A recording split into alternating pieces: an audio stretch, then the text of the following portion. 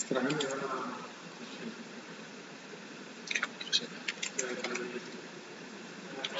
es la de webinar este año, junto pero con el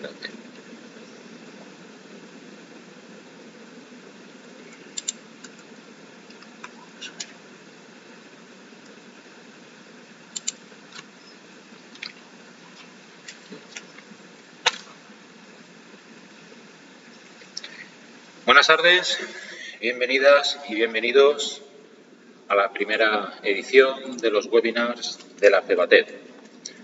Somos la Federación Valenciana de Aulas de la Tercera Edad, aulas colaboradora de la Consellería de Educación, Cultura y Deporte de la Generalitat Valenciana. Y las aulas de la tercera edad somos centros dedicados a la formación integral de las personas mayores a través de diversas actividades con las que se desea impulsar su desarrollo personal y social. Se trata de actividades físicas, artísticas, de ciencias, de humanidades y de relación con nuestro entorno cultural. Las aulas se presentan, por tanto, como un servicio cultural dirigido prioritariamente a personas mayores de 55 años, donde se propiciará el encuentro, el diálogo y la participación. Las aulas constituyen un instrumento de inclusión y promoción cultural con valores y elementos diferenciales de otras iniciativas para las personas mayores. A través de ellas se pretende instar a las administraciones públicas y a la sociedad en su conjunto a que garantice el derecho de los ciudadanos a la dignidad y a la cultura reconocidos en la Declaración de Derechos Humanos y en la Constitución española.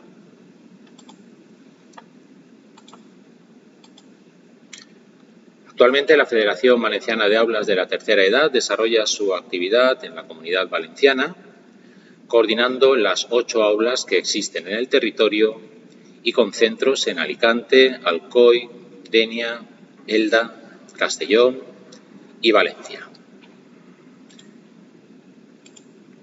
En nuestras aulas, la educación y la cultura son factores esenciales que contribuyen a la mejora del bienestar y a la calidad de vida de las personas mayores.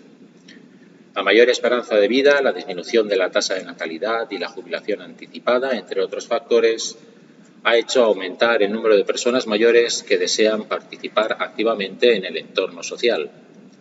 Por este motivo, FEBATED promueve la integración y el enriquecimiento formativo y cultural, en tanto que como mayores suponen un factor de equilibrio para la sociedad y contribuyen a la evolución de la misma. Se trata, en definitiva, de dar más vida a los años y no simplemente más años a la vida. Hoy iniciamos los seminarios con un módulo dedicado al concepto del hecho social, una explicación sociológica de la pandemia. Este webinar estará dividido en 3 sesiones. Hoy es la primera, que realizaremos viernes 14 de mayo. La segunda sesión la realizaremos el próximo viernes 11 de junio a las 5 de la tarde. Y la tercera sesión, que cerrará este primer ciclo del webinar, se realizará el viernes 9 de julio a las 5. Hoy nos acompaña para impartir este webinar Eduardo Vicente Clemente. Eduardo es licenciado en Sociología y Ciencias Políticas por la Universidad de Valencia, Estudi General. Es máster en Edición Digital por la UOC, Universitat Oberta de Cataluña, y también máster en profesor de Educación Secundaria en la especialidad de Historia.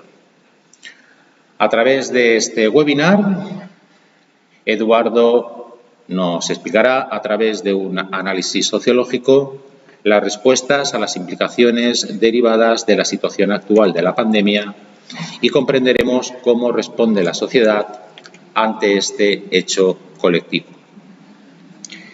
La primera sesión lleva por título El concepto de hecho social y su importancia en el establecimiento de la sociología como ciencia.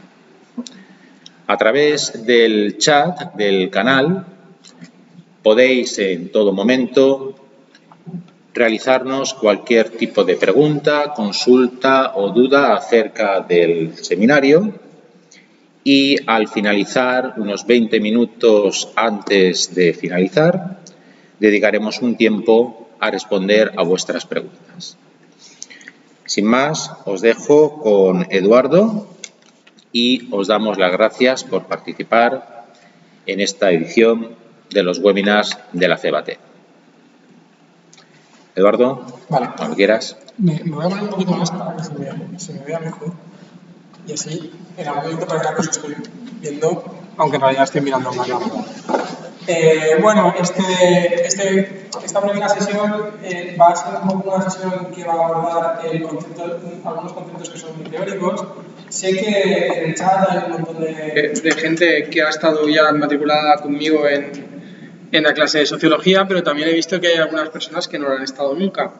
Por eso he considerado que era una muy buena idea, antes de ponerme a explicar todo lo que implica el concepto de hecho social y todas estas cuestiones que son de un cariz bastante teórico, pues hacer una pequeña introducción y plantearnos por qué es interesante hablar de la sociología, que es o sea, frente a una clase de estas características, lo primero que yo me plantearía es, ¿y esto realmente qué es lo que me puede aportar? ¿Por qué me están hablando de esto?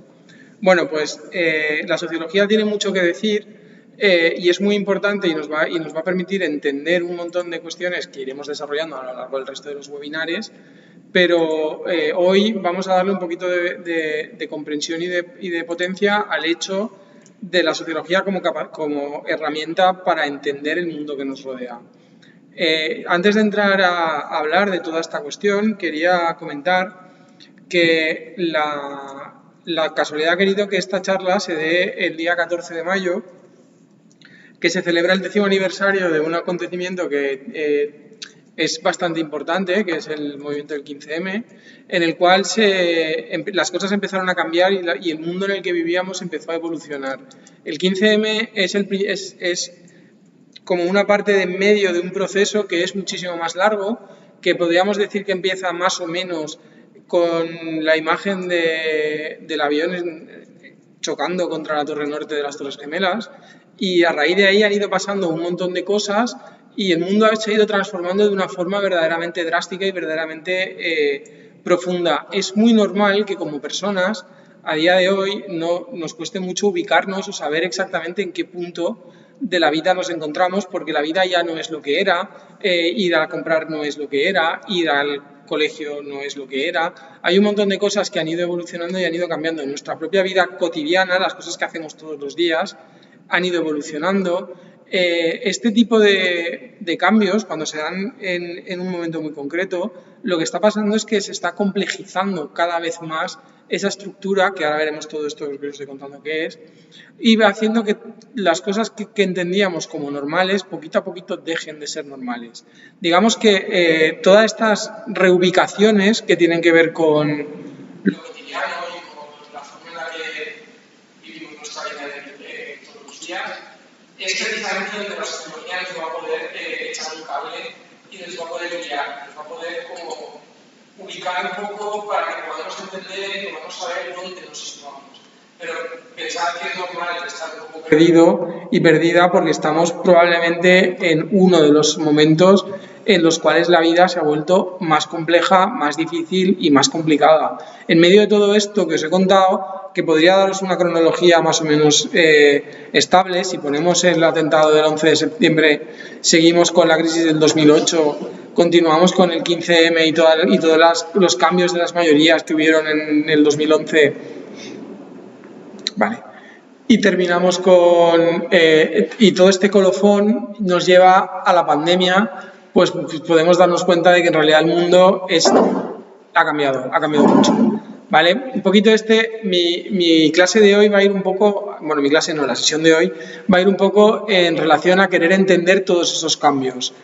Perdonadme si me enredo un poco, pero es que como no os veo la cara, a veces me cuesta un poco ubicarme y saber si lo que estoy diciendo está correcto, pero bueno, vamos a hacerlo lo mejor posible, ¿vale? Entonces, vamos a ir siguiendo un poquito las diferentes cuestiones que tienen que ver con todo lo que yo he preparado y al final lo comentamos.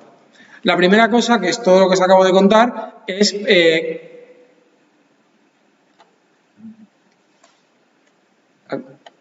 qué es la sociología y un poquito para qué nos sirve. Hay un sociólogo muy famoso que se llama Wright Mills, que lo que dijo fue que lo importante y lo más interesante que nos puede aportar la sociología es desarrollar lo que llamamos la imaginación sociológica.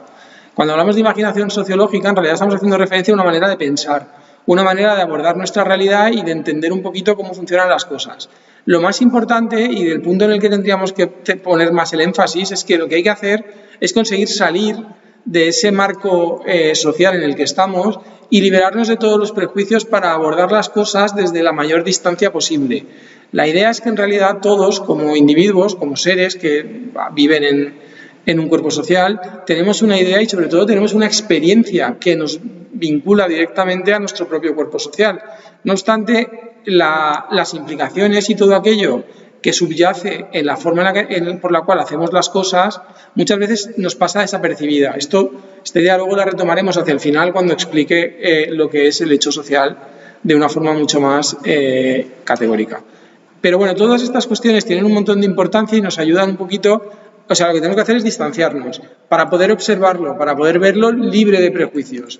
Por lo tanto, lo primero que tenemos que tener en cuenta es que cuando hablamos de imaginación sociológica, a lo que estamos haciendo referencia es a la capacidad de pensar desde un punto de vista sociológico, desde fuera. Esta idea es muy importante, ¿eh? O sea, hay que conseguir abordar las cosas siempre desde la liberación de determinados prejuicios. Porque si nos dejamos guiar por esos prejuicios, lo que estamos haciendo es obtener sesgos que a la larga lo que van a hacer es que nuestras conclusiones no necesariamente estén relacionadas con lo que queremos extraer. Ahora os voy a explicar un caso práctico, vamos a analizar un caso que a mí me parece que es muy, muy interesante y veréis un poquito todo lo que estoy diciendo. Entonces, quedaros con dos ideas. La primera es la imaginación sociológica, la que nos va a permitir pensar en global, y la segunda es ser capaz de mirar más allá. ¿De acuerdo? O sea, si yo hago una cosa, esa cosa tiene una serie de significaciones que voy a tener que ser capaz de observar en la distancia. ¿De acuerdo? Entonces, la distancia es la que yo cojo con la cosa y la que yo miro más allá de la cosa. ¿De acuerdo? El término de cosa lo uso adrede. Bueno, entonces, con todo lo que os acabo de contar, el primer ejercicio que os voy a plantear, y lo voy a hacer yo porque no os puedo preguntar, aunque si alguien quiere escribir en el chat estaré encantado de abordarlo y de integrarlo de alguna forma, aunque sea un poco así, pues un poquito más lento, pero estaré encantadísimo de que se participe. La primera pregunta que yo quería plantear es ¿hasta qué punto puede un café, el hecho de tomar un café, tener un componente profundamente sociológico? Si yo os digo, no, a mí me gusta, o sea, yo considero que el acto de ir a tomar un café tiene una serie de implicaciones que van infinitamente más allá del hecho de tomar un café, porque el acto en sí de tomar un café es un acto que es cotidiano, que lo hacemos todos los días, que está como vacío, como que no tiene demasiada trascendencia y sin embargo sí es muy trascendente. ¿Vale? Entonces, he planteado una serie de cinco categorías, vamos a ir observándolas todas y cada una de ellas para poder llegar un poco a comprender qué es lo que nos puede aportar la sociología. Lo primero, evidentemente, es lo que llamaremos la dimensión ritual. La dimensión ritual nos remite a uno de los aspectos que a la sociología más le interesan, que son todas aquellas relaciones interpersonales en las cuales mantenemos cierto contacto con el resto de las personas con las que estamos vinculados y vinculadas. Por lo tanto, el hecho de tomar un café no necesariamente tiene la importancia de tomar el café, ¿no? El acto de tomar el café, sino que muchas veces es sencillamente un espacio o que lo que pretendemos es generar o crear un ambiente en el cual estemos teniendo una interacción con el resto de nuestras personas, en pensar que los seres humanos somos individuos que tienden y necesitan la sociabilidad para poder seguir funcionando. El ser humano en solitario, que también lo veremos hasta el final de la sesión, el ser humano en solitario suele no ser capaz de funcionar de una forma óptima. Es verdad que podemos vivir solos en nuestra casa, pero esa casa está inserta en una sociedad. Fuera de la sociedad es muy complicado. De hecho, el otro día estuve comentando con una amiga una película que se llama Hacia rutas salvajes, en las cuales contaba el personaje, ¿no? Lo que nos cuenta la película es que el personaje se sale de la sociedad y acaba falleciendo precisamente por su incapacidad a tener una relación más allá del cuerpo de lo social. Más allá de esto, también generamos una serie de rituales que tienen mucho que ver con nuestra manera de vivir. ¿Quién no se toma un café por la mañana y considera que hasta que no se toma ese café no es persona? ¿Cuántas veces se ha oído o os han dicho algo parecido? Este ritual es más propio, es más íntimo, pero también está muy relacionado con la cuestión de la sociabilidad, tal y como estaba comentando hace un momento, porque claro, no es persona suele querer implicar que no me hablen. Por lo tanto, quiere decir que en realidad no se trata tanto de que necesite un café, sino de que antes de poder iniciar actos de sociabilidad, lo que necesito es un tiempo para despertarme, para ubicarme y para saber exactamente dónde estoy. Por lo tanto, esta dimensión, esta cuestión que tiene que ver con el ritual de tomar un café, como vemos, tiene un peso muy importante y muy específico en la sociabilidad. No es una casualidad, y esto lo podemos pensar y lo podemos más o menos observar, no es casualidad que la mayoría de las tradiciones de las fiestas y de los rituales que se hacen no solo en las culturas occidentales, sino en general en casi todas las culturas, estén siempre muy ligadas y muy relacionadas con el hecho de comer o con el hecho de beber. O sea, la Navidad es comer, Acción de Gracias es comer, el Ramadán es comer. En general, la mayoría de las grandes tradiciones están súper ligadas al hecho de comer, porque es precisamente ese ambiente de sociabilidad. Como comprenderéis, la comprensión y el análisis de este tipo de rituales es un campo muy fértil y muy importante para la sociología, y es un sitio donde tenemos que ser capaces de separarnos, porque, por ejemplo, si yo quiero analizar una comida de Navidad, la tengo que separar más allá del hecho de que estoy comiendo con mi familia. Lo que tengo que pensar es que es una tradición que nos vincula a todos y a todas. Como por ejemplo en el café. Yo puedo quedar a tomar un café con un amigo y el café no tiene ningún sentido y probablemente no tomemos ni café. Lo que tomemos sea pues otras cosas. Pero el acto será tomar un café. Esta es la primera cosa que es muy importante y que hay que tener muy en cuenta. Todos estos 5 puntos que estoy planteando son importantes, porque luego, cuando hablemos de la pandemia y en especial del confinamiento, veremos que todos estos aspectos tienen muchísimo que ver. Lo que pasa es que voy a ir desgranándolo poco a poco para que no nos perdamos y sepamos de qué estamos hablando. La segunda es el café como sustancia.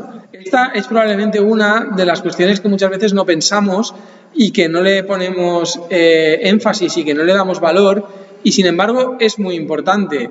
El café es un estimulante del sistema nervioso central y del cerebro. En este sentido, vale que esto puede significar algo muy drástico, pero podríamos entenderlo como una droga, y sin embargo está socialmente aceptado, porque en realidad, pues en nuestra cultura tomar café es algo normal. Es algo que está normalizado, asumido, y que no genera ningún tipo de problema. Podríamos hablar y decir lo mismo de otras sustancias, como podría ser el alcohol o podría ser el tabaco, que también están desgraciadamente normalizadas y que también se consumen y se toman pues habitualmente. Sin embargo, puede pasar, y de hecho pasa, que en otras culturas que no necesariamente sea la nuestra, es decir, la occidental, el café esté muy mal vista, y sin embargo hayan otras cuestiones, otras sustancias que sí que estén bien vistas tomar. Podría hacer referencia, a quienes me conocen y lo saben, y si no, yo me presento ahora y lo comento. Yo estuve estudiando y trabajando en Ecuador una temporada, y allí es normal consumir no cocaína, sino hoja de coca, que podríamos entender que es exactamente una sustancia que también es estimulante. Y sin embargo, el café no está tan bien visto, y eso que se produce allí, que es curioso. En Ecuador no se toma tanto café, se toman otras sustancias diferentes. Esta relación entre las sustancias y lo que está sancionado como correcto e incorrecto culturalmente también es muy importante y también es una cuestión que hay que tener bastante en cuenta cuando evaluamos o cuando estamos pensando en cuestiones que tienen un componente fuertemente social, ya que hay cosas que a mí me van a parecer normales porque estoy inserto en mi cultura occidental, que si las saco de esta cultura probablemente tengan o sean mucho más problemáticas. Por ejemplo, os estoy hablando del café, pero lo podríamos llevar a otros campos, como por ejemplo hay culturas, sobre todo culturas europeas del norte de Europa, en las cuales la puntualidad es una costumbre muy estricta y sin embargo una persona que no es puntual suele ser una persona que tiene un peso, se le pone una especie de estigma que implica que esa persona pues no es una persona respetable. No obstante, aquí en las culturas latinas hay otra serie de cuestiones que son más importantes, como por ejemplo la capacidad de socializar, la sociabilidad, cosa que en el norte de Europa no, y la puntualidad pues es mucho menos importante porque aquí culturalmente hablando esto es menos importante. Por lo tanto, ya tenemos dos vertientes, ¿no? Tenemos la vertiente ritual, que es muy importante, tenemos la cuestión de la sustancia y la cuestión de que crea hábito. Esto en realidad es importante porque nos muestra las divergencias que existen en las maneras de entender los elementos que están insertos en nuestras culturas, ¿vale? Y vamos a la tercera. La tercera es el café como sistema económico. Aquí diréis, sistema económico, café, ¿de qué me estamos hablando? Vale. Es muy importante entender que el café, como otro montón de productos, se consume. Y cuando hablo de que se consume, no me refiero al hecho de que el café se toma, me refiero al hecho de que el café es un producto de consumo y por tanto forma parte de la cesta de la compra y por tanto está dentro de los indicadores del índice de precios al consumo que recientemente ha subido un poquito. Entonces, como el café se consume, cada vez que vamos a un bar y tomamos un café o vamos a un restaurante y pedimos un café, lo que estamos haciendo en realidad es activar toda una serie de mecanismos que funcionan no solo a escala personal, sino que además se proyecta a lo largo y ancho de casi todo el mundo. Porque otro de los factores que son importantes y que vivimos ahora mismo en este mundo actual es que el mundo es global. Lo que quiere decir que mis decisiones individuales en este lugar del mundo pueden tener impacto y efectos en vez de saber en dónde por cualquier parte de cualquier lugar del mundo entero. Por lo tanto, si yo voy a un bar y compro un café, ese café me lo va a servir un camarero, probablemente una camarera, que estará cobrando un sueldo, que a la vez le estará dando un beneficio al dueño de ese bar. Ese bar le comprará, el dueño o dueña de ese bar le pagará el café a un transportista o una transportista que a su vez se lo comprará a un mayorista y ese mayorista a su vez se irá a países como por ejemplo a países de continentes como África o América Latina y lo comprará. ¿Vale? Entonces, como veis, el acto mismo de consumir un café viene rodeado de toda una serie de otras implicaciones que van muchísimo más allá ni del acto ritual, ni del hecho de la sustancia, ni que tenga nada que ver con la cultura, sino que es una cuestión total y absolutamente, esta es más económica, ¿vale? Si os fijáis, estamos yendo desde lo más íntimo y cada vez vamos subiendo en escala, ¿no? Ahora a este punto el café como sistema económico sería un nivel más meso, de en medio, y ahora poco a poco llegaremos a los niveles macro. El café como símbolo del desarrollo de la humanidad. Y aquí diréis, madre mía, ¿dónde estamos ya?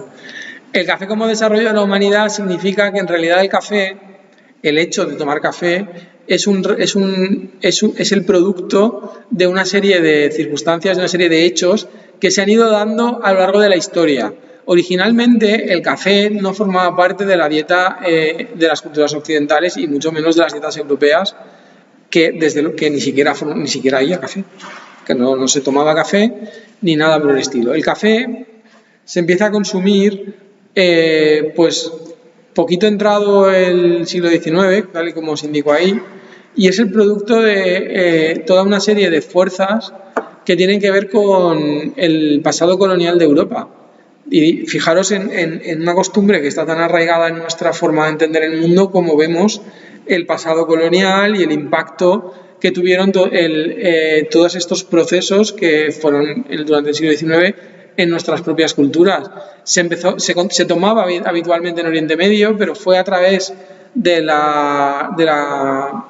descubrimiento de América y de la colonización de África, en la que poquito a poquito las clases altas europeas fueron incorporando esta sustancia a sus dietas, y de las clases altas fue pasando poco a poco en un proceso de democratización a toda la mayoría de las personas.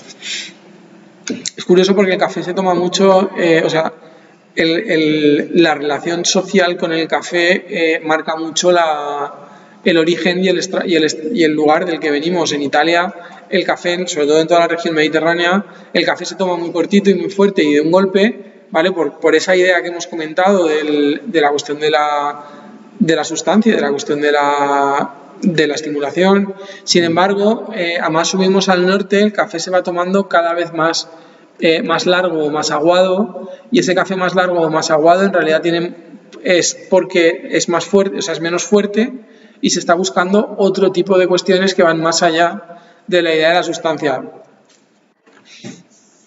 Y la última es el café como acto político. Cuando hablo del café como acto político, aquí también diréis, bueno, el café como acto político tiene mucha implicación. Pensad que el mundo es globalizado, tal y como hemos visto hace un momento, y por tanto las decisiones individuales que podamos estar tomando ahora mismo tienen impacto todo a lo largo del mundo, y esto hace que muchas veces nuestras decisiones de consumo, y esto está otra vez ligado a la cuestión de lo económico, nuestras decisiones de consumo tienen importancia y tienen razones, y esto hace que a veces, podemos comprar un café orgánico, de comercio justo, un café que tenga sellos de calidad, un café que no tenga pesticidas, un café que tal, o podemos ir a tomar café al Starbucks. Y esto es una decisión que tomamos nosotros, y que evidentemente nuestra propia decisión de cómo lo vamos a hacer nos está diciendo y nos está dando ya una idea determinada de la manera en la que entendemos no ya el mundo, sino nuestra propia acción. O sea, yo personalmente no me tomaré un café en Starbucks porque sé que Starbucks es una multinacional que no respeta una serie de valores que para mí son importantes, y por tanto yo no quiero participar de eso. Sin embargo, puedo comprar café en Oxfam, que sé que Oxfam va a respetar el comercio, va a respetar la cuestión de los agricultores, y va a respetar un montón de cuestiones que yo valoro, y como yo lo valoro, yo lo premio. Entonces, fijaros cómo en realidad esto tiene, por ejemplo, fijaros cómo en realidad todo esto tiene un montón de trascendencia mucho más allá del hecho de comprar un café, ¿vale? Bueno, todo esto que os he contado, ¿vale? Esto es, como veis, hemos puesto sobre la mesa varios elementos que constituyen los diferentes aspectos de lo que consideramos que es una sociedad, ¿vale? En general. Todos estos contextos, el contexto del ritual, el contexto que tiene que ver con la idea del consumo, el contexto del sistema económico, el contexto de las sustancias o de las cuestiones que aceptamos y consideramos correctas y válidas en nuestra sociedad, o nuestra propia expresión política. Bueno, cuando hablo de político me refiero también a nuestra propia expresión moral hacia el exterior, queda manifestada en un acto que es cotidiano y que no sé, si alguien quiere contestar, que me conteste en el chat. No sé si habéis pensado alguna vez en toda la trascendencia que existe detrás de esto. Quien dice tomar un café dice, por ejemplo, estar aquí detrás de la cámara viendo esta charla. Quiero decir, es algo general y algo global. Lo importante es que, si os fijáis, al distanciarnos y al quitar la idea de que a mí personalmente me gusta mucho tomar café, hemos podido encontrar un montón de elementos que componen diferentes aspectos de nuestra vida en común. Todas esas cosas de nuestra vida que componen nuestra vida en común es lo que entenderemos como el contexto social en el que se desarrollan nuestras vidas. Y es muy importante y tiene mucho impacto sobre la manera en la cual nosotros nos comportamos, nosotros y nosotras nos comportamos en sociedad, aunque hay que tener en cuenta que no significa bajo ningún concepto que todo esté determinado por esto. Es importante, sí, tiene impacto, sí, pero también como seres humanos y personas individuales desarrollamos mucho pues, nuestra propia individualidad. Si os fijáis aquí, en este punto en concreto en el que me encuentro hablando, es el punto en el que la sociología, que es la ciencia que se ocupa de estudiar todos los componentes que tienen un contenido social, por lo tanto un contenido global, colisiona un poco con la psicología, que lo que hace es que se ocupa no tanto de los aspectos fundamentales de lo global de las personas, aunque también, sino más de los procesos individuales. Y en ese perpetuo diálogo es donde desde lo individual o desde lo social tenemos acceso a comprender la manera en la que nos comportamos. Esa visión, por lo tanto, la sociología investiga la conexión que existe entre lo que la sociedad hace de nosotros y lo que nosotros hacemos de la sociedad. Ese ¿no? lo que la sociedad hace de nosotros y lo que nosotros hacemos de la sociedad, eso es lo que llamaremos la estructura social, ¿vale? Que es uno de los conceptos más importantes de la sociología. No voy a explicarlo ahora, ni me voy a centrar en esto ahora, volveré sobre ello probablemente en las sesiones posteriores, porque es complejo y tiene muchas implicaciones, pero quiero que quede claro que muchas veces esa estructura social lo que hace es que le da sentido al mundo que nos rodea. Es decir, muchas de las cosas que ocurren no ocurren de forma aleatoria, ni ocurren porque no exista un orden, ni ocurre. Son cosas que están todas bien posicionadas y bien situadas en esa estructura social, que lo que hace es que le da sentido a nuestra vida. Esta interacción que estamos teniendo ahora mismo, aunque estuvierais en clase, por ejemplo, no es casual. O sea, yo he ido a la universidad, yo me he formado en una carrera, yo estoy ahora explicando conceptos que tienen que ver con la disciplina que yo domino, y vosotros y vosotras que estáis al otro lado de la pantalla, lo que estáis haciendo es recibir este conocimiento en un formato de clase, ¿vale? Todo esto que estamos viviendo es una interacción que está profundamente mediada por la estructura social. Espero que haya quedado claro el concepto, ¿vale? Porque es muy importante, y porque cuando hablemos de la pandemia veremos que una de las principales cosas que se han ido transformando tienen mucho que ver con lo que entendemos como normal dentro de la propia estructura social, porque nuestros modos de interacción han ido evolucionando. De esto hablaremos probablemente, si no la siguiente, en la otra, ¿vale? Pero es muy importante que lo entendamos. Y otra cosa que también es súper importante que entendamos es que la estructura no solo funciona en una vía. Con esto quiero decir que no solo nos hace a nosotros, sino que nosotros también la hacemos con nuestra propia acción. Y aquí ya es cuando la termino de arreglar, ¿vale? Esto es muy importante, es un proceso que va y viene. Vale, entonces, básicamente es lo leo en voz alta para que quede claro, ¿vale? Se refiere al hecho de que los contextos sociales de nuestras vidas no solo son una colección aleatoria de acontecimientos, sino que están estructurados o siguen una pauta, ¿vale? Esto lo veremos más adelante también. Bueno, y dicho todo lo que os he contado, y ahora, antes de entrar a valorar y evaluar lo que venía a contar yo hoy, me parece que es muy importante que no perdamos de vista qué es lo que nos puede... ¿Por qué os estoy contando todo este rollo de la sociología? ¿Por qué os estoy invitando a pensar desde un punto de vista sociológico? ¿Qué es lo que nos aporta como individuos la sociología y qué es lo que podemos extraer? Para mí, la primera y más importante es la conciencia de la existencia de otras culturas. Esto es muy importante y es muy valioso, porque lo que nos enseña es a darnos cuenta de que la nuestra no es la única cultura. Nuestra manera de entender el mundo no es la única posible. Y sobre todo, nuestra manera de entender el mundo no tiene por qué ser inmutable. Ni siquiera la nuestra, la cultura española, ¿vale? Que está muy mediada por la religión católica y por una serie de circunstancias que han ido pasando a lo largo de la historia del propio país. La cultura española no es igual la de hoy a la que era hace 20 años. Y estoy hablando de un periodo de 20 años, ¿vale? Entonces, todas las culturas van evolucionando. La cultura española no es igual que la cultura francesa, ni es igual que la cultura inglesa. No obstante, habrán muchos más puntos en común entre la cultura francesa y la cultura española que entre la cultura española y la cultura inglesa. ¿Por qué? Porque se establecen diferentes puntos y diferentes elementos de intercambio, ¿vale? Entonces, la concepción y el saber que todas estas cuestiones existen y se van organizando entre ellas y se van colocando desde un punto de vista estructural, nos permite comprender que podemos perfectamente entender la existencia de otras formas de entender el mundo, ¿vale?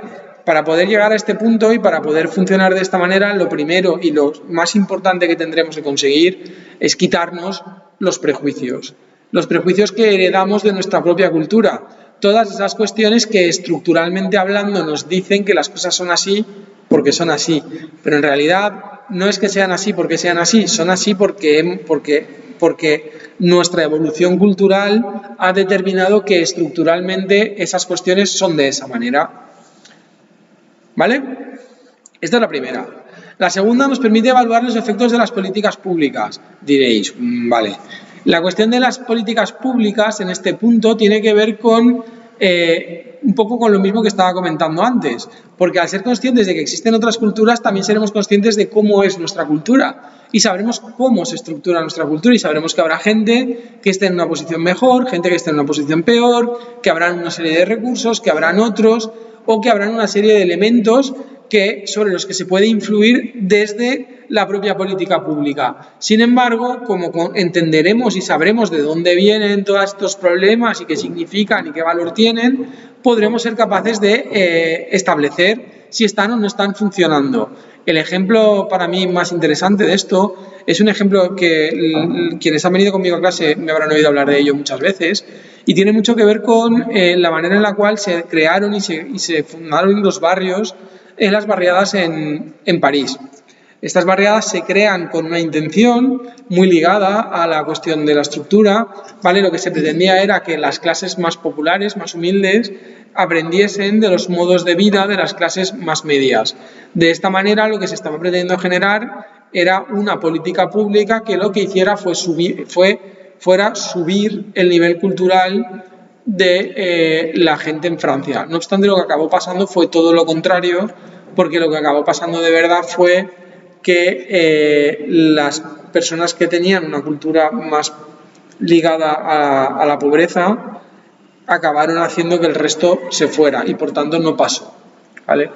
La sociología nos permite comprender cuál es el proceso que hay detrás de todo esto y nos permite llegar a conclusiones al respecto.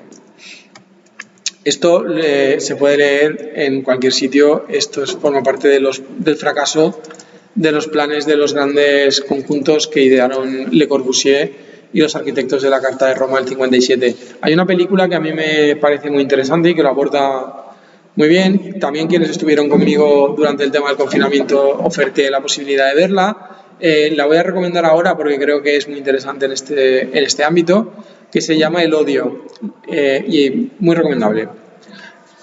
Bueno, si seguimos con esto, también lo que nos permite es el autoconocimiento. Y aquí os voy a hablar de una anécdota personal mía, porque creo que aborda muy bien esta visión y que nos permite tener una idea en todo momento de dónde estamos, de quiénes somos y de qué es lo que estamos proyectando. Pensad que el autoconocimiento desde la sociología, o sea, desde la estructura y la cultura, nunca el autoconocimiento desde la perspectiva de la terapia clínica, de la psicología clínica. Los psicólogos son los que se dedican a desarrollar y a trabajar las cuestiones que tienen que ver con la clínica. La sociología no es clínica, nunca, ¿vale? Porque al final la sociología no deja de ser un conjunto de hechos agregados. Lo que pasa es que esos conjuntos de hechos agregados lo que hacen es que cuando nosotros cumplimos una serie de puntos y de elementos que son importantes, nos permite saber dónde estamos y nos permite colocarnos exactamente en el punto en el que estamos. Voy a contar dos anécdotas muy rápidas que creo que vienen muy al caso.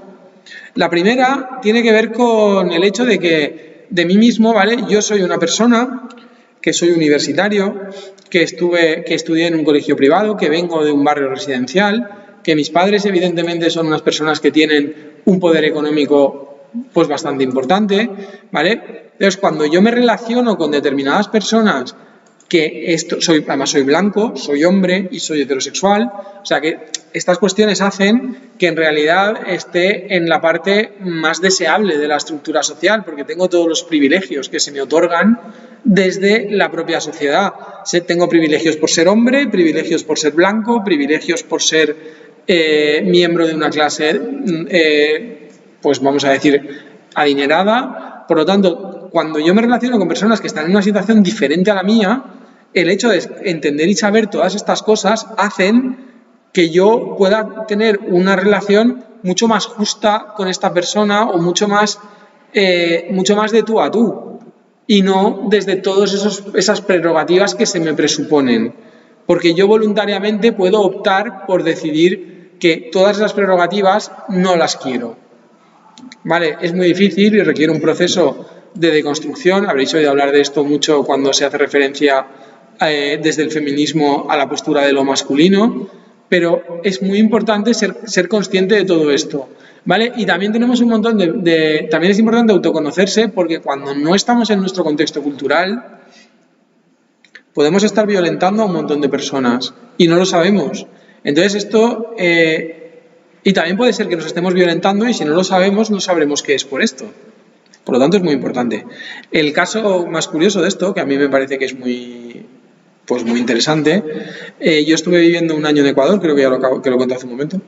En ese año que estuve viviendo en Ecuador me pasó una anécdota que es curiosa, y es que yo estaba en el autobús y vino una señora y me preguntó la señora muy amablemente que si le daba permisito. ¿Vale? Ella era una señora ecuatoriana, allí estaba tranquilamente en su autobús, ¿no? Y yo era una persona que además de ser extranjero, no compartía ese código cultural. Entonces, cuando la señora me preguntó, yo me giré y le miré y le dije, ¿para qué?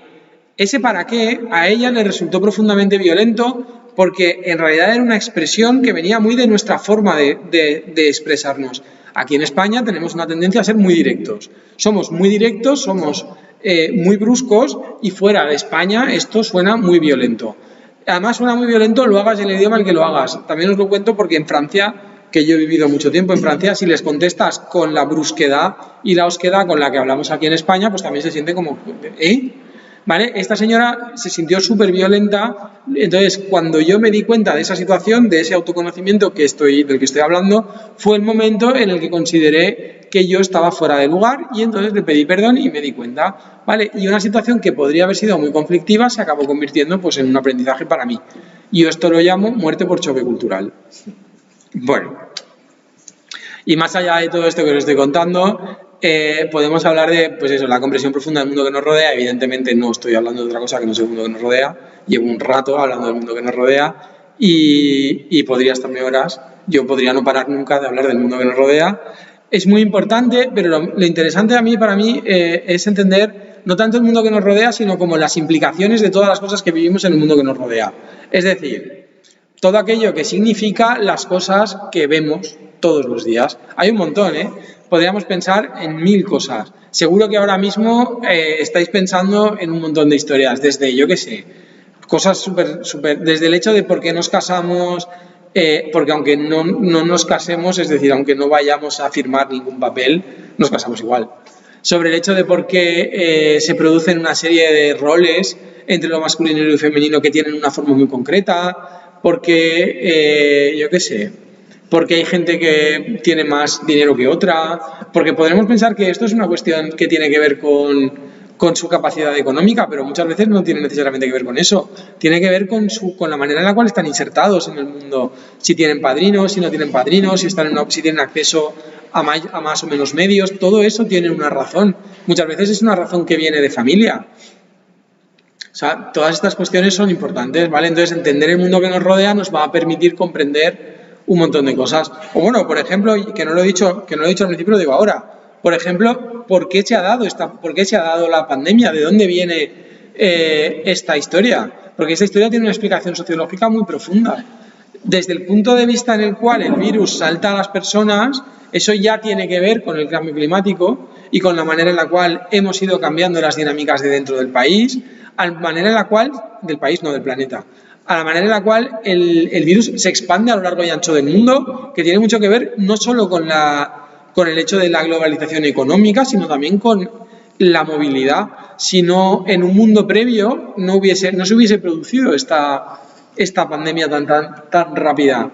Pensad que, por ejemplo, el virus del VIH, que también es otra pandemia, pasó a los seres humanos por zoonosis, y hay documentos que hablan de que probablemente el paso se dio en algún punto indeterminado de los años 20 y no tuvimos constancia de su existencia casi hasta los años 80. Estos datos no son lo más fidedigno posible y probablemente haya gente que me lo pueda contradecir, lo podemos debatir, pero lo que pretendo decir con esto es que en otras circunstancias en las cuales la movilidad era menor, ¿vale? Los virus circularon muchísimo menos, ¿vale? Entonces, pensad que hay una explicación sociológica detrás de la pandemia y llegaremos a ello. Y sobre todo, y la última, que es muy importante, es la capacidad de ubicarnos y de encontrarnos en toda una serie de cambios en los cuales estamos viviendo. Y para esto os voy a hacer referencia a otra película que a mí me encanta y que probablemente a lo mejor os invito a verla esta noche, que es Piratas del Caribe, no os la esperabais esta, en la cual en un momento determinado el personaje principal del Capitán Barbosa, que es Jeffrey Rush, le dice a Keira Knightley que espera que crea realmente las historias de fantasmas porque está viviendo una, ¿vale? Pues un poquito es lo mismo, o sea, es que nos permita entender cuáles son las cuestiones importantes del mundo que nos rodea porque estamos viviendo las transformaciones en vivo y en directo. Las vivimos todos los días el mundo cambia. Con esto no os quiero decir que no sepamos hacia dónde vamos ni nada por el estilo. Todo lo contrario, lo que os estoy diciendo es que esta herramienta lo que nos permite es entender cuáles son esos cambios y hacia dónde van, ¿vale? Todo esto, ¿vale? Es una pequeña introducción de para qué sirve la sociología. Ahora ya lo sabéis. Y ahora voy a ir rápidamente porque me he enredado un poco.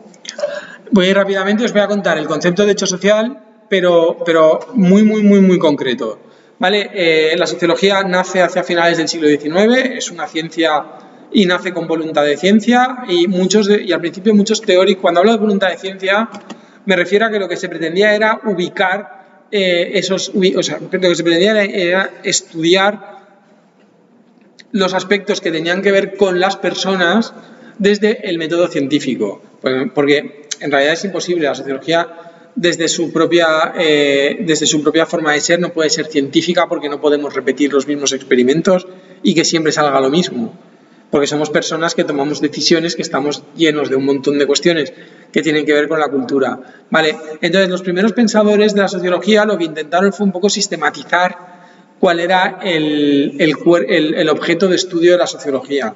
Nace con una voluntad muy positivista en la cual hay que introducir el método científico y hay que extraer conclusiones que puedan ser generalizables, pero bueno, la cuestión del objeto cuesta un poquillo de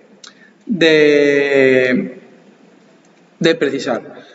Uno de los más interesantes y probablemente para mí, y esta es mi opinión, probablemente para mí uno de los más prolíficos, de los más fértiles y de los más interesantes es el sociólogo Émile Durkheim.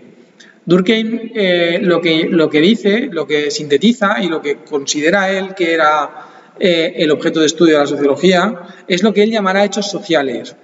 Entonces, aquí hace una especie de triple mortal, la verdad, pero ese triple mortal que hace es interesante, porque él lo que considera es que hay que acercarse a los hechos sociales, ahora los definiremos, a los hechos sociales desde una perspectiva que sea objetiva.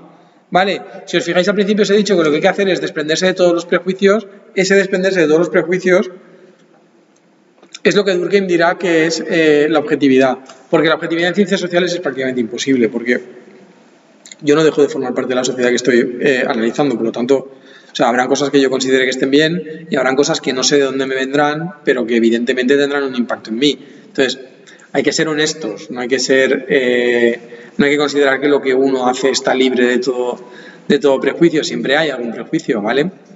Entonces Durkheim lo que pretenderá es dotar esa libertad de prejuicio desde el punto de vista de la ciencia. Ahí os he puesto la cara de Durkheim, que bueno, como se parece a la... Pues eso, pues Durkheim. Ahí está, se parece a la mayoría de los pensadores de la época y bueno, tiene una barba y... En fin, Durkheim. Hace un momento os he contado que en realidad todos nos ponemos en una... Todos, a la posición a la que llegamos es una determinada y tiene mucho que ver con la sociología. Durkheim llegó a ser sociólogo precisamente porque era hijo de una familia judía que nació en Alsacia, que tenían un montón de dinero y que entraron y que estaban muy relacionadas con la universidad. Por lo tanto, cuando él nació ya lo mandaron directamente a la universidad. O sea, por eso es importante tener en cuenta todas estas cuestiones. Esto no hay que tenerlo en cuenta desde un punto de vista vengativo o desde un punto de vista negativo, pero bueno, cada uno viene de donde viene y ya está, no pasa nada. Hay que asumirlo. Esto no quiere decir tampoco que no se pueda mejorar, ¿eh? Hay un elemento que se llama el ascensor social, que lo que nos permite es, el ascensor social normalmente funciona a través de la educación, pero puede funcionar a través de otras formas de funcionamiento, que lo que nos permite es pasar de una posición de la estructura a otra. Esta diapositiva ya os lo he contado, aquí está la en fin, ¿vale?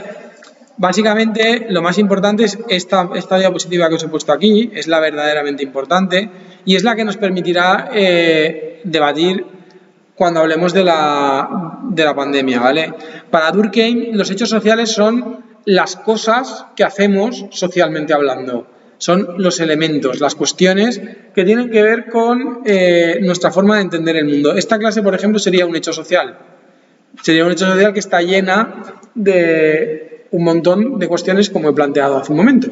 La pandemia es un hecho social precisamente porque reúne estas tres características.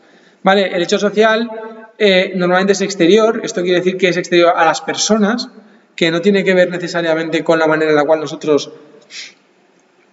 hacemos las cosas, ¿vale? En este sentido se actúa por tradición, se actúa por repetición, por costumbre, este tipo de cosas que tienen que ver con la manera en la cual hacemos las cosas.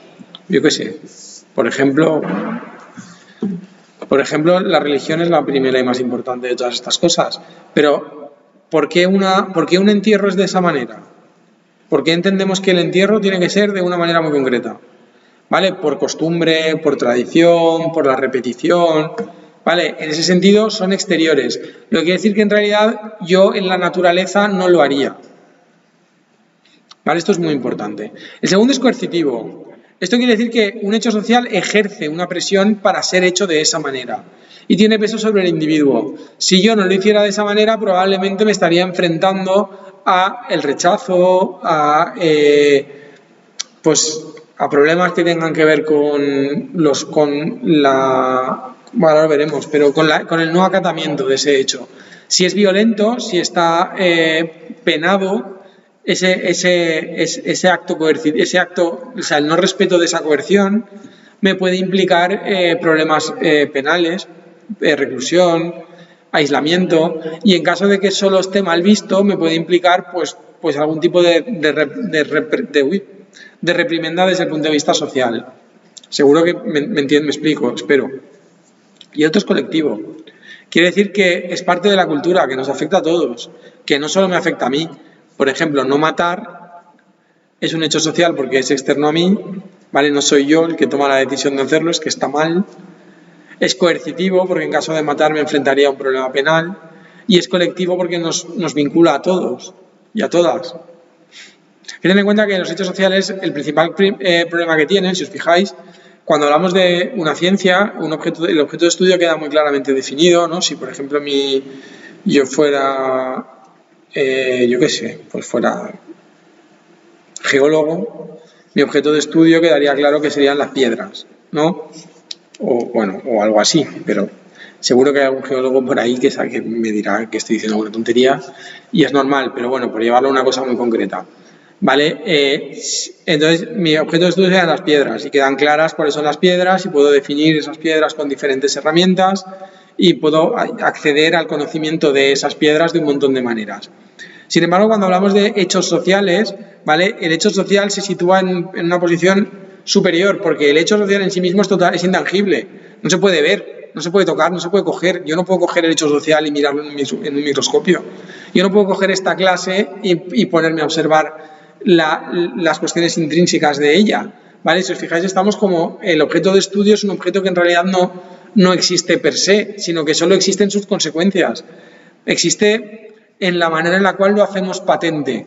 Por lo tanto, tener en cuenta estos tres elementos que os he planteado del hecho social, lo que nos hace es poder fijarnos científicamente en dónde está el punto que queremos observar desde la sociología.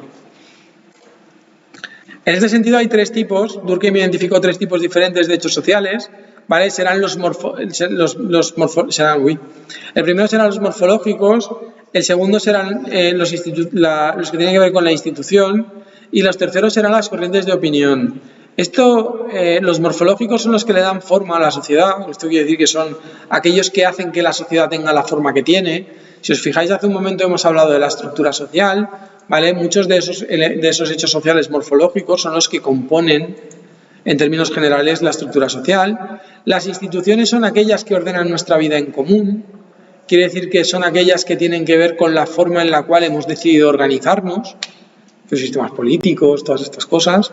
Y las corrientes de opinión son probablemente los más interesantes porque no son hechos sociales del todo, ¿vale? Son diferentes cuestiones que van circulando por el mundo y por la sociedad, que van circulando y lo que están haciendo es como poco a poco convertirse en hechos sociales. En el momento en el que se cristalicen como elementos importantes, es el punto en el cual se acabará convirtiendo en un hecho social.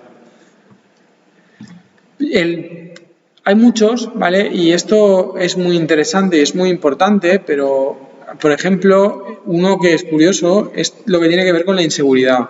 Se entiende, ¿no?, que hay mucha inseguridad.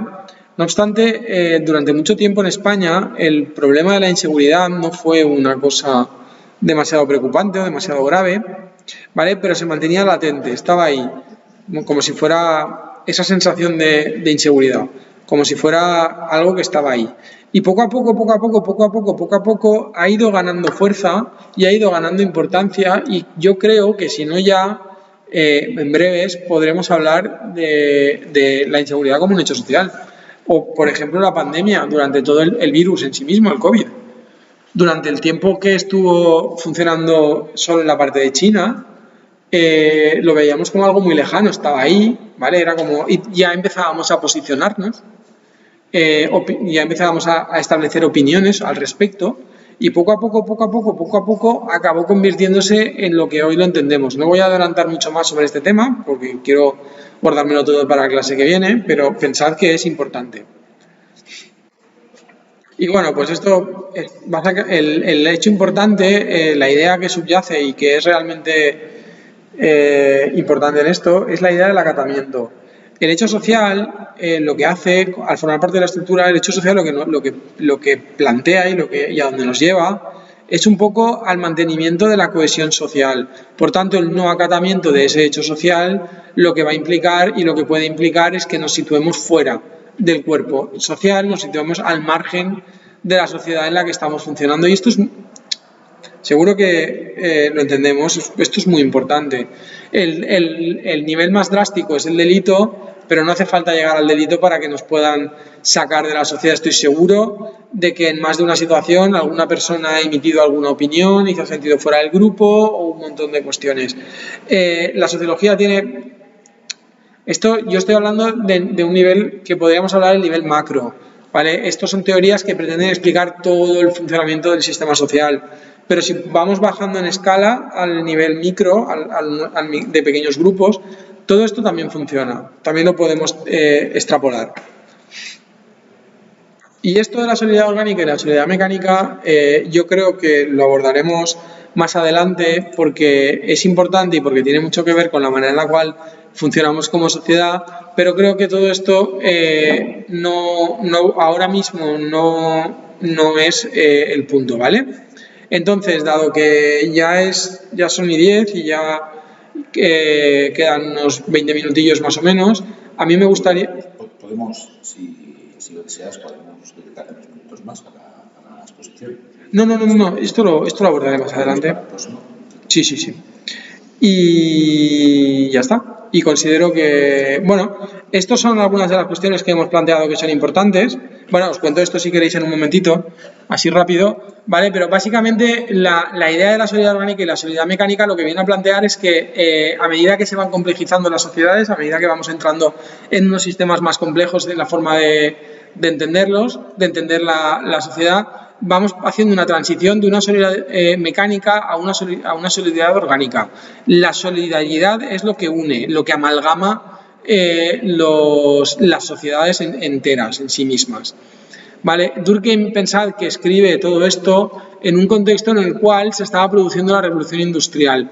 La revolución industrial fue lo primero que se quiso entender desde la sociología, ¿vale? Por eso la sociología es una ciencia que está tan ligada a la comprensión y a la sensación de cambio, porque ya nace con la propia voluntad de abordar el cambio, ¿vale? Entonces, al principio las sociedades son sociedades sencillas, sociedades que no son complejas, ¿vale? Y que la ligazón que existe entre los diferentes individuos va más allá de la propia sociabilidad, de la propia experiencia humana, y se liga por una serie de tradiciones, costumbres, experiencias comunes, creencias compartidas, ¿vale? Y todo eso es lo que mantiene ese núcleo unido. Además, como hemos dicho hace un momento, todas esas creencias tienen un carácter profundamente represivo. En caso de que alguien se atreviese a cuestionarlas, se tendría que enfrentar a un rechazo por parte del grupo y, si no, directamente la expulsión. Habréis oído hablar muchas veces, o habréis visto, por ejemplo, en Juego de Tronos, que a la gente la destierran. Es por esto. Es porque están poniendo en tela de juicio bien el orden o bien las costumbres, por lo tanto se generan fricciones y lo que suele acabar pasando es que acaban sacándola al problema, ¿vale? Y a medida que llega la revolución industrial y el mundo se va complejizando cada vez más, vamos evolucionando y entonces ya no es una solidaridad mecánica. Pensad que mecánico hace referencia a automático, ya no es ese tipo de solidaridad, sino que pasamos a una solidaridad orgánica.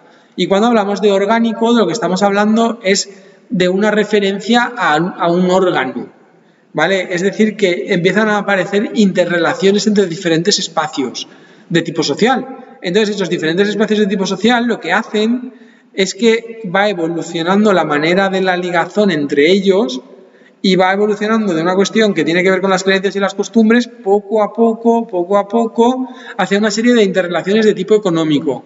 Entonces, esas relaciones de tipo económico lo que hacen es que poco a poco van vaciando el mundo de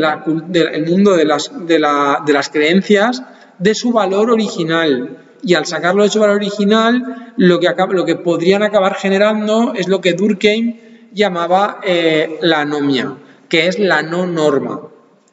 Es la sensación que tenemos las personas de que nuestra vida no tiene ningún sentido, no nos lleva a ningún sitio. Y esto, desde el punto de vista de Durkheim, puede generar muchos problemas, como por ejemplo el suicidio, que es una de sus grandes obras. Él es la primera persona que estudió el suicidio como un hecho social desde la ciencia. Lo convirtió el suicidio en su objeto de estudio, no como el hecho de quitarse la vida, sino como un hecho social, ¿vale? Vio todos los números de personas que se suicidaban e intentó dar una explicación desde lo sociológico, una explicación al hecho social del suicidio y no a la cuestión psicológica de por qué nos suicidamos, ni a la cuestión médica de cómo lo hacemos, sino a las implicaciones que hay desde lo social. Para él era muy importante la anomia. De hecho, él sintetizó un tipo de suicidio que es el que se llama el suicidio anómico. Bueno, y toda esta complejización, os digo el concepto para que no se me pierda, toda esta complejización del paso de la solidaridad mecánica a la orgánica se produce a través de lo que él llama la división del trabajo, ¿vale? Él establece una serie de formas en las cuales la división del trabajo tiene un contenido u otro. Entonces, a medida que se va haciendo cada vez más complejo, pues vamos entrando cada vez más en solidaridad orgánica. No necesariamente todas las solidaridades orgánicas tienen que terminar en anomia, pero es un problema muy importante. Luego habrán otros teóricos que retomarán partes de estas ideas y le irán poniendo más pesos. Por ejemplo, es bastante conocido el concepto de Karl Marx de alienación y de reificación. Tiene que ver,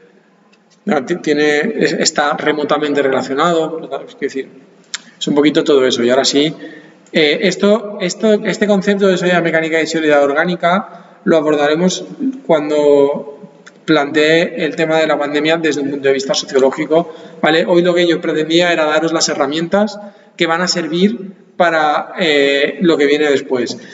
Porque la sociología, como buena ciencia, para poder abordarla, lo tenemos que hacer desde sus propios, desde sus instrumentos, ¿vale? No usamos microscopios, pero sí que usamos conceptos teóricos que son importantes y que tienen su valor. Y si no los entendemos, pues no entenderemos la potencia. Y ahora sí, con esto he terminado la exposición. Me encantaría poder contestaros a todas las dudas que tengáis. Estoy aquí para eso. Y os animo a preguntar. Pues gracias, Eduardo, por la magnífica exposición. Un inciso para un cafetero como yo.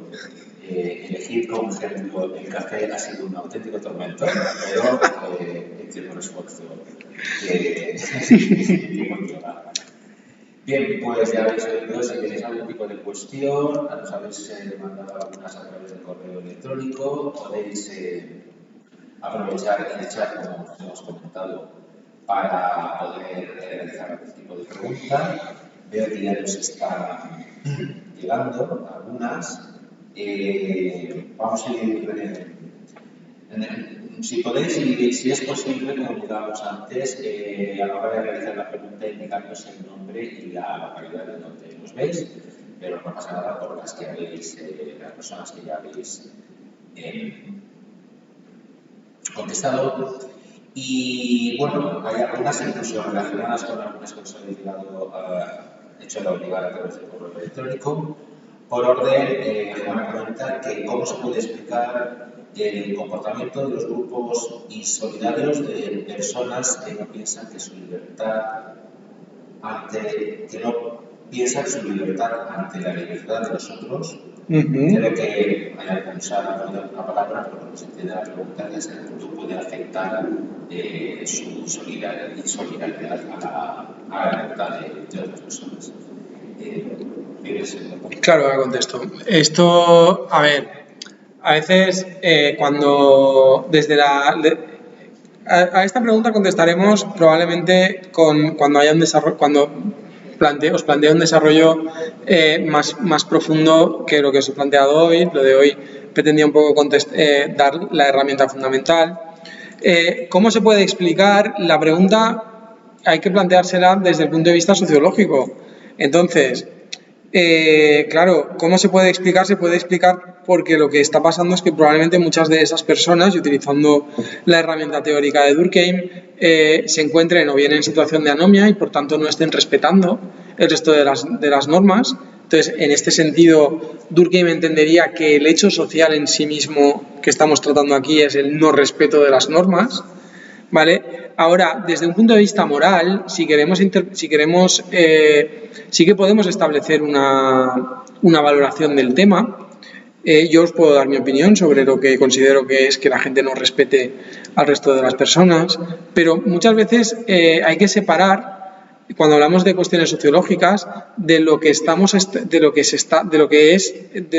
la sociología puede contestar y de lo que la sociología no puede contestar. Yo te puedo explicar por qué se están dando una serie de comportamientos que son insolidarios. Probablemente tengan que ver con la percepción de la persona, con dónde se siente o el miedo que experimente esa persona frente a una situación que es profundamente cambiante, frente a una situación en la cual no entiende lo que está pasando, esa percepción de que estamos inmersos en una especie de proceso telúrico que nos cuesta mucho comprender. Entonces lo normal es que yo tienda a querer salvarme a mí mismo, ¿vale? Eso sería abordarlo desde un punto de vista que tiene un componente más sociológico.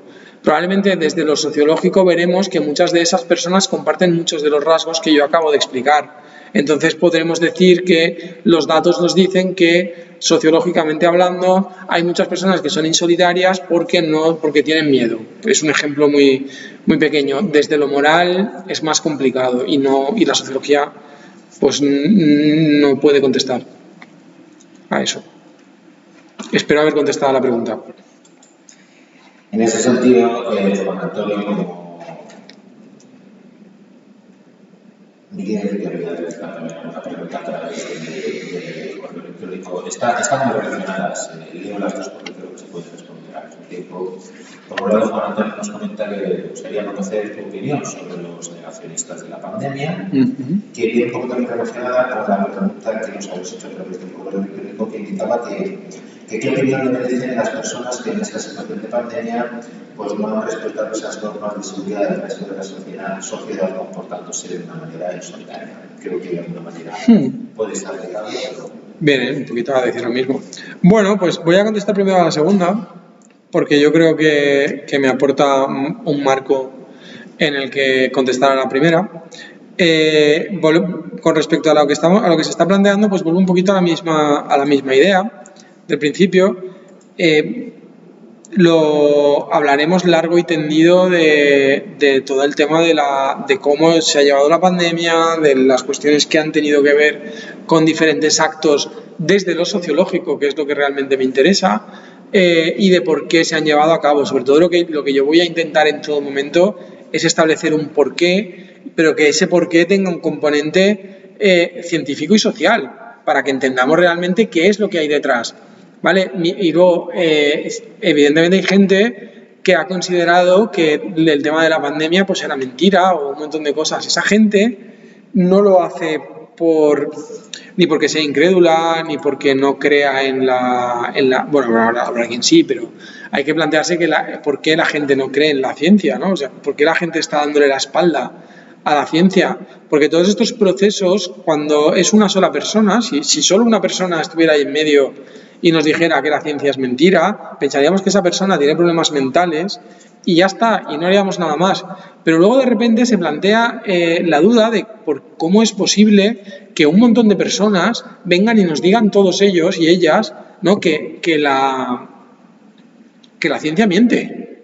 O sea, aquí ya no es un problema mental de una sola persona, es decir, no es un problema de la psicología, aquí ya es un problema de la sociología, porque cuando le pasa lo mismo a mucha gente a la vez, es que hay una tendencia social y es que están pasando cosas que son importantes. Entonces, esto lo tenemos que tener siempre muy, muy en cuenta a la hora de abordar las problemáticas. Contestaré a esta pregunta de una forma más interesante y más profunda cuando tenga ocasión de plantear un poco todo lo que tiene que ver con la articulación del concepto en relación con la pandemia.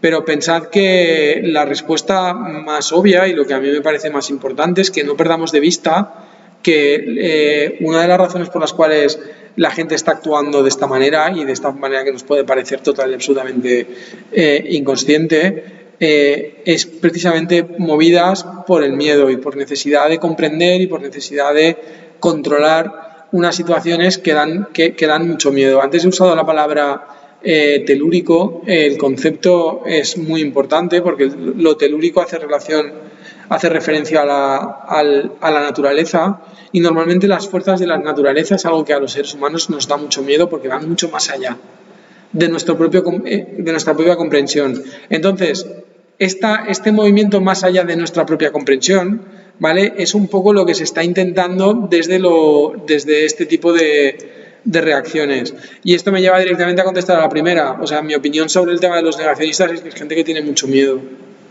O sea, son víctimas de su propio miedo y se refugian en esto para tener cierta sensación de control.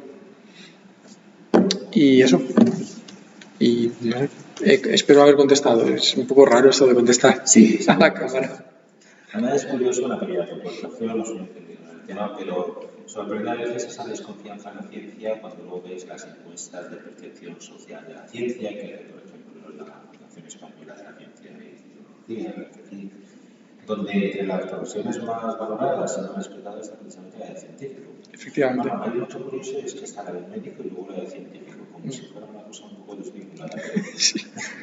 Pero es curioso que en esas primeras posiciones siempre están los científicos año tras año y luego, pues, la sociedad desarrolla este tipo de rechazo. Sí.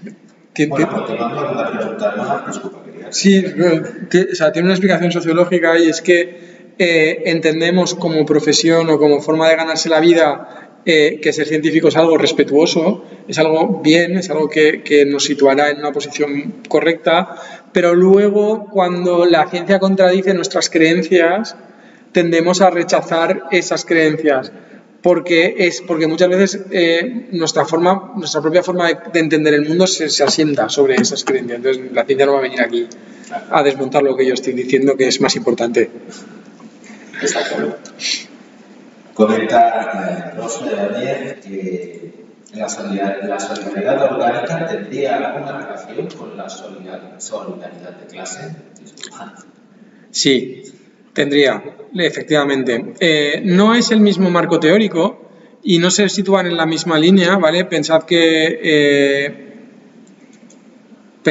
Durkheim es un poco posterior y Durkheim no está ligado a la idea del socialismo. De hecho, habéis justo aquí, epistemológicamente hablando, aquí hay un enfrentamiento muy importante entre lo que se llaman las teorías funcionalistas y las teorías conflictivistas, ¿vale? Durkheim es más conflictivista, Marx es más conflictivista, pero en realidad, y es muy interesante la pregunta y agradezco muchísimo que se haya planteado, en realidad Durkheim a lo que se estaba haciendo referencia era precisamente a cómo el proceso de alienación y de reificación está rompiendo esa solidaridad original, esa solidaridad mecánica, y está apareciendo una nueva solidaridad que tiene que ver con la solidaridad de clase, pero pone el foco en otro punto diferente.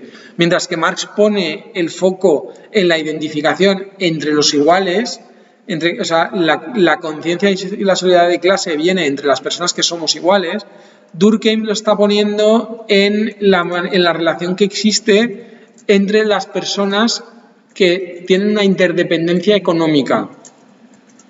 Espero que es epistemológicamente profunda la pregunta. O sea, espero haberla contestado bien.